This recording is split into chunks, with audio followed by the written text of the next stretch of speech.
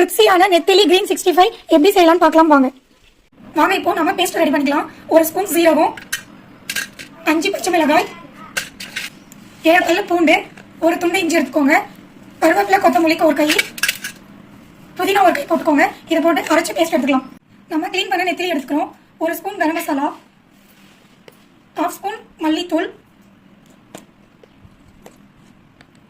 ஒரு பிஞ்ச் மஞ்சள் தூள்,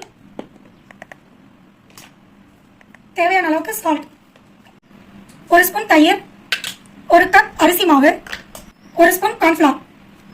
இப்போ நம்ம ரெடி பண்ண பேஸ்ட்டை இதில் ஆட் பண்ணிக்கோங்க. இப்போ இதை நல்லா மிக்ஸ் பண்ணிக்கோங்க. ஒரு 1/2 hour வந்து நல்லா ஊறட்டும். அடுப்பில் பேன் வச்சுக்கலாம் வாங்க. இப்போ பேன் காஞ்சதும் ஆயில் எடுத்துக்கோங்க. பொரிக்கிறதுக்கு தேவையான அளவுக்கு குவான்டிட்டி எடுத்துக்கோங்க. எண்ணெய் காஞ்சிருச்சு. நம்ம மிக்ஸ் பண்ணி வச்ச நெத்திலியை எண்ணெயில் போட்டு எடுத்துக்கலாம்.